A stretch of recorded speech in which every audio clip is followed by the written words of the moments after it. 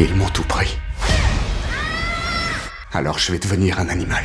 Une seule petite braise peut tout réduire en cendres.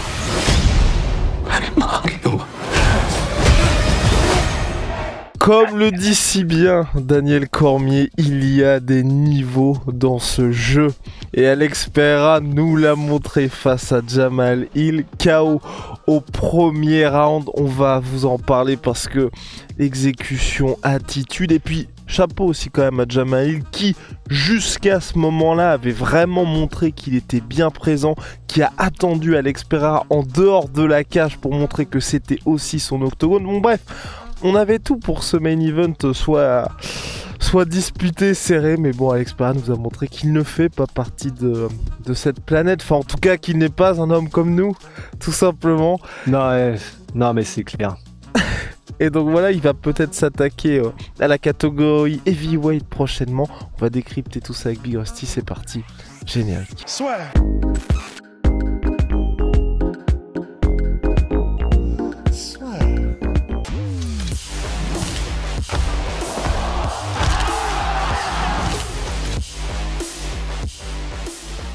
Donc Alex Pereira qui a défendu son titre light heavyweight et de quelle manière, KO premier round face à Jamal Hill. Juste après s'être pris un coup dans les parties, il a dit à Obdi non, en fait, ne m'emmerde pas, je vais m'occuper de ce mec. Non, mais c'est même encore mieux que ça. Il ne le regarde pas, il ne lui parle pas. C'est vraiment comme le même, du coup c'est un peu en anglais, tu sais, mais tac, hold up, I'm cooking. Genre, attends, t'inquiète, je gère, te mêle pas de ça. Et sans même le regarder, et 3-4 secondes, je sais pas trop quoi après, il le met mais KO d'une touche.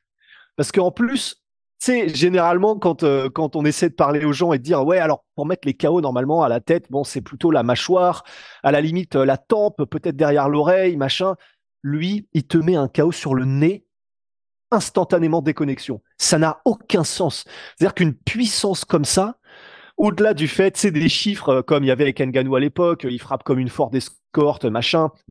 Bon, si ça a une indication et ne serait-ce qu'une quelconque valeur, la fameuse mesure de puissance sur le cube où Ngannou avait cassé le record à l'époque, avec 129 000 unités et tout, Pereira est arrivé, il a fait un truc à 191 000, ça n'a aucun sens. Mais ça, c'est juste, c'est en dehors du combat. Le fait qu'il soit capable, alors que je pensais que ça allait être disputé, tu vois, le fait qu'il soit en garde inversée, le fait que du coup ça fait des armes normalement qui sont moins faciles à aller chercher pour Alex Pereira, là, c'est comme si ça n'avait aucune importance. C'est avec son crochet gauche qu'il a mis le KO, sans avoir à forcer, en un geste. Le premier véritable moment où il touche, c'est, tu vois les yeux de Jamal Hill qui sont déjà effectivement au pays des rêves. C'est une puissance qui n'a aucun sens. Il touche où il veut, il met KO en fait, t'as l'impression. Si ça touche ta tête, à n'importe quel endroit, un sourcil, t'es mis KO. Avec cette attitude, et puis ce truc de hop, comme ça, une fois que t'as mis KO, voilà, on est d'accord. Voilà, quand ça commence à faire du trash talk, on est là. Voilà ce que ça devient. Non, mais incroyable. Non, et puis même, on sentait que le truc allait venir. Il y avait comme d'habitude ces leg kicks qui travaillent au corps aussi sur Jamal Hill. Et puis au bout d'un moment, il s'est dit, bon, ça y est, maintenant, marche avant. Et ouais, je sais même pas au bout de combien de temps il a mis le KO. 2 minutes, c'est ça au total de 3-14, je crois. 3-14 de temps. 3-14, 3-41. Voilà, non, mais c'est pour vous dire le niveau d'Alex Pereira et que vraiment, moi, je suis vraiment convaincu aujourd'hui à voir ce qui va se passer pour la suite parce qu'il a parlé d'une potentielle montée chez les heavyweight. Mais voilà, pour battre Alex Pereira, il faut réussir à avoir soit être un striker d'exception type Israël Adesanya, mais comme il y en a, c'est extrêmement rare, soit avoir cette carte lutte. Parce que sinon, le mec est quand même double. Et c'est là que c'est appréciable aussi, c'est double champion, champion dans 2 catégories au Glory. Et là, on a vu vraiment la différence entre un mec qui est un bon striker comme Jamal Hill, mais qui n'a que ça, et un gars comme Alex Pereira qui arrive avec toute sa science. Et c'est vrai que malheureusement, s'il n'y a pas un gars aujourd'hui dans cette catégorie, je pense évidemment en KLAF. Pour le reste, je pense que ce sera très compliqué. Et chez les heavyweight, on en parlait en off avec Rust, ça va être intéressant. Mais c'est vrai que là, Alex Pereira était à 105-106 kilos. Il va commencer à s'attaquer à des mecs qui en pèsent 115. Donc à un moment donné, malheureusement, la réalité va finir peut-être par le rattraper. Mais bon, Mais bon, avec lui, tout est Pour possible. l'instant, elle a pas de prise sur lui, la réalité. Ouais. Aïe, aïe, Bah, aïe. en fait, et là où on dit que ça aura, comment dire, que ça aura une influence, c'est il y a eu le combat contre Blachowicz en light heavyweight où c'est vrai que bah, il y a eu le premier round où il s'est fait dominer en lutte, mais il s'est pas fait soumettre ni rien. Bah, un premier round contre un poids lourd comme Thomas Spinal qui décide d'enclencher la lutte et le jiu-jitsu brésilien avec bah, Thomas Spinal, il peut peut-être faire 117 kilos, un truc comme ça le jour du combat. C'est vrai que le mettre KO, Alex Pereira, il peut sans problème, mais bah, il prendra le moins de risques possible, Thomas Spinal. Et c'est vrai qu'au sol, normalement, il y a quand même une limite à ce que peut accomplir Pereira, même s'il vient d'avoir sa black belt, hein, sa ceinture noire. C'est tellement exceptionnel de décrocher sa ceinture noire quand tu mets un crochet gauche de l'espace, tu sais. Donc, je sais pas si c'est une représentation précise de son niveau au sol, mais en même temps, à partir du moment où tu déglingues tout le monde en 3 minutes, bah finalement, t'es ceinture noire, hein, en fait. Donc, Mais chapeau du côté d'Alex Pereira qui est arrivé à l'UFC quand même en 2021 et ce qu'on se disait aussi c'est que voilà c'est quelqu'un à la manière de Michael Chandler mais encore plus impressionnant puisqu'il est quand même le 9e combattant UFC à avoir été champion dans 2 catégories Alex Pereira, c'est qu'il fait le maximum en un minimum de temps, voilà. Là maintenant, il y a pas mal de gens qui commençaient à en parler de cette potentielle montée en heavyweight. Il en parle lors de l'UFC 300. Thomas Spinal qui était évidemment présent à la T-Mobile Arena. Il n'y a pas d'adversaire pour Thomas Spinal au mois de juillet. Voilà. Et j'ai même envie de dire, même s'il perd contre Thomas Spinal, qu'est-ce que les gens vont dire, tu vois? Qu'est-ce que les gens vont dire? ouais. Bah alors, bah, tu peux rien dire. Il aura tout essayé pour marquer l'histoire de ce sport. Il aura pris tous les risques. Il aura pris tout le monde. Oui, l'UFC lui a mis un parcours un peu aménagé quand il est arrivé en middleweight et avec Strickland, etc. Oui, c'est vrai, mais peu importe. Lui, il s'en fout. Pereira, il aurait pris tout le monde. Blachowicz, ça aurait pu être un bourbier, hein, parce que Blachowicz, il a de la lutte, etc. Bah, il l'a pris, il s'en bat les couilles et il y va et il le bat, même si c'était serré.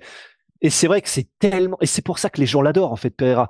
Au-delà même de l'attitude, au-delà du style, parce que c'est impossible de ne pas kiffer Pereira, au-delà de ses KO et de son style de combat spectaculaire, il prend tous les risques. Et effectivement, bah là, il a 36 ans, il est à 10-2, et en 3 ans à l'UFC, il a fait enfin, plus que même des champions n'arrivent pas à faire à l'UFC quand ils y sont.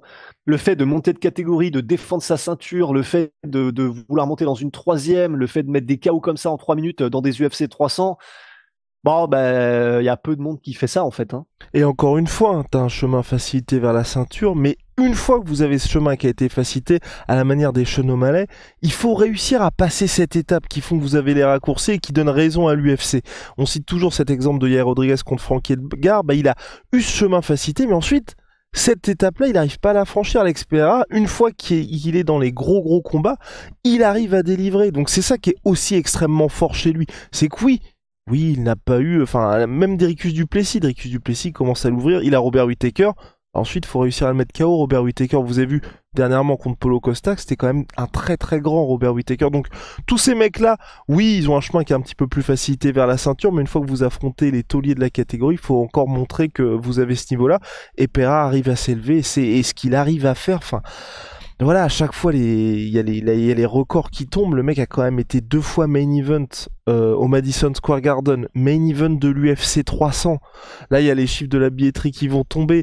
Champion dans 2 catégories, peut-être bientôt qu'il aura un title shot dans une 3e. Tout ça en arrivant à l'UFC à 34 piges. C'est dinguissime. On est en train de voir un run. Je sais pas si on se rend compte, mais voilà, le mec en 3 ans de carrière, il a fait un truc de Hall of Famer. Voilà.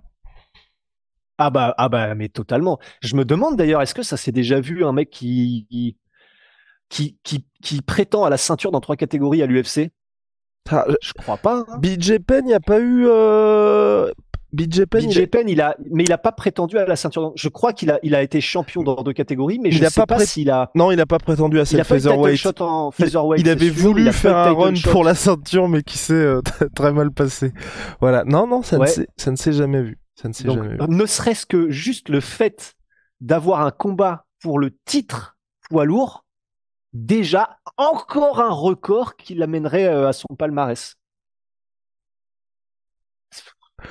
Incroyable. Non, non, mais ça peut être complètement fou, mais bon. Mais bon, il faut savoir raison garder par rapport à Xperia. Moi, j'ai juste très peur que ça peut aller très vite aussi d'un côté comme de l'autre. Un prochain combat, imaginons, ils lui mettent en KLAF. Ouais. Voilà. Mais en vrai, le faites pas, l'UFC. Non, mais non, moi, en vrai. mais je suis d'accord avec toi. Pour moi, faut le mettre dans un coin. Tu te dis, bon, bah, à la John Jones, vous faites vos affaires chez les light heavyweight. Il monte tranquillement, il tente Thomas Spinal et après tu vois retraite aussi parce que on est dans une situation, imaginons ça se passe mal contre Thomas Spinal, c'est vrai que tu vas revenir en light heavyweight aussi contre Ankalaev, tu te retrouves avec 2 défaites consécutives. Non. Qu'est-ce que tu fais non, ensuite? Et en plus, j'ai envie de dire, ce serait entacher la patte, l'empreinte sur l'histoire de ce sport qu'il est en train de faire. Là, même si là, il monte en poids lourd, et même s'il perd contre Thomas Spinal, après, il reste en poids lourd, il fait que des trucs. Mais je sais que c'est con, tu vois. Mais même un truc genre Alex Pereira, Derek Lewis, en vrai, je suis chaud, signez-moi, tu vois. Ou des gars comme ça. Donc, c'est pour. Mais le garder que sur des trucs stylés ou fun après. Si Alex Pereira, il revient aux affaires courantes. En plus, je sais que c'est horrible ce que je vais dire, mais en KLF, ça vend pas, c'est pas marrant, c'est pas cool. Pereira, il a gagné ce droit de que être dans des trucs cool, tu vois. Et pourquoi pas avec ce qu'il vient de faire là, Alex Pereira contrôlé pour le titre BMF. Mec, allez, on y va, Dana White. Allez, de toute façon, tout est possible maintenant. Non, allez. mais bref, en tout cas, ça fait plaisir parce que cette UFC 300, vous le savez, peut-être qu'on a été un peu médisant avec Rust. En tout cas, sur la semaine, on a commencé à se laisser hyper, mais c'est vrai que moi j'étais extrêmement déçu. Avec le recul, je tiens à présenter mes excuses à Dana White qui écoute ce podcast comme vous le savez. Il a quand même salement délivré cet événement. Ah bah, après, on a quand même toujours dit que c'était une carte incroyable. C'est juste qu'il manquait le truc qui fait que ça va au-delà du sport et que ça parle au grand public. Mais en plus, c'est vrai que c'est cool parce que la carte était incroyable en termes de niveau. Et c'est vrai que du début à la fin, ça a délivré. Et c'était pas une évidence. Et bah voilà, t'as l'impression qu'il y a le destin. Bah, le destin voulait que oui, l'UFC 300 soit une dinguerie totale et rentre dans l'histoire comme prévu, quoi. Merci les dieux du MMA. Ciao. Ouais. I'm Sweet Pea. Ma Sweet Protein, moins 30% minimum sur tout My Sweet Protein avec le code La Sueur. Et puis Holy Moly, révolution dans les boissons énergisantes. Vous le savez, boissons de réhydratation, boissons énergisantes, thé glacé. C'est en poudre, c'est made in Allemagne. Code La Sueur 5 pour votre première commande. Moins 5 € si vous avez déjà commandé chez eux. Code La Sueur 10, moins 10%. C'est...